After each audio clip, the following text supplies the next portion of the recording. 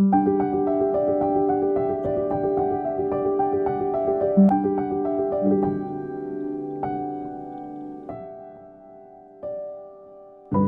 when we reflect and we think about the history of the Black community in St. Petersburg, for me, so much of the context comes down to how it informs the future, that we are able to appropriately navigate where we need to go and how to get there because we're informed by the greatness that precedes us. What's your most promising hope for St. Petersburg's Black community's future? Deputy Mayor, when we talk about the future, as you've already said, we can't really talk about it without also talking about our past. Right. And that's part of what Sankofa is about. My passion, almost everything I'm doing and will do for the rest of my life, is about sharing the rich history and heritage of the Black community. I think for the future of our community, it's so important to understand our past, Yes.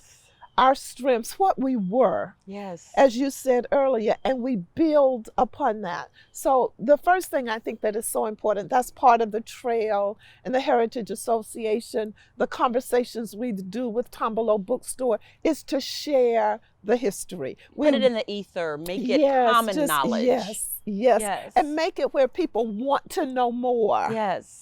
And then they can see the greatness that we were in the worst of times. And so if we could do that then, what are the possibilities for now? So I'm very hopeful for our future for more reasons than one. Number one, we can't do it alone.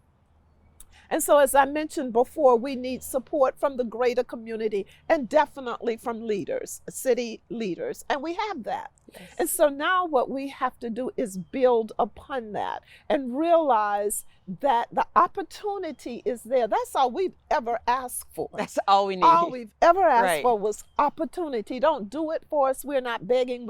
Our hands aren't out. But we didn't have the opportunity, the access, now, the exposure. Yes, but and now the it. opportunity is there.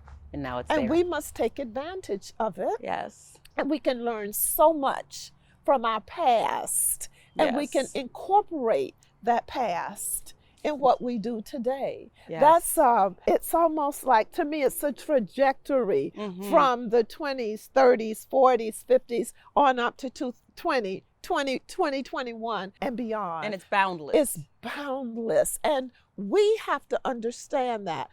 During my day, we understood our potential, our boundless potential. But our young people today, the education system is different. So much is different. And because they don't understand what things used to be, they don't necessarily appreciate what is there now. And so we did. Yes. We knew that we wanted to get beyond the Jim Crow, the segregation, and the racism that existed. Our children need to understand what our ancestors overcame, the strength and the unity. It wasn't done individually. It was done with community support. None of the businesses on 22nd Street could have been successful if we had not patronized those businesses. So it was a community uplifting effort, and I'd love to see us get back to that again. But my hope is that the opportunity is there. The doors are open. Swinging them open at every turn. Yes, at every turn. At every turn. At every turn. And we have to take advantage of it. Doors don't stay open. So while they're open right now, we need to take advantage of it, because tomorrow that open door may slam in our faces. So when an opportunity presents itself, that's what we did. Our ancestors did. The opportunity was there. They jumped right into it. They didn't wait. They didn't wonder. And they didn't ask for permission. They didn't. They were courageous, and they did not doubt that they could do it. And sometimes they failed.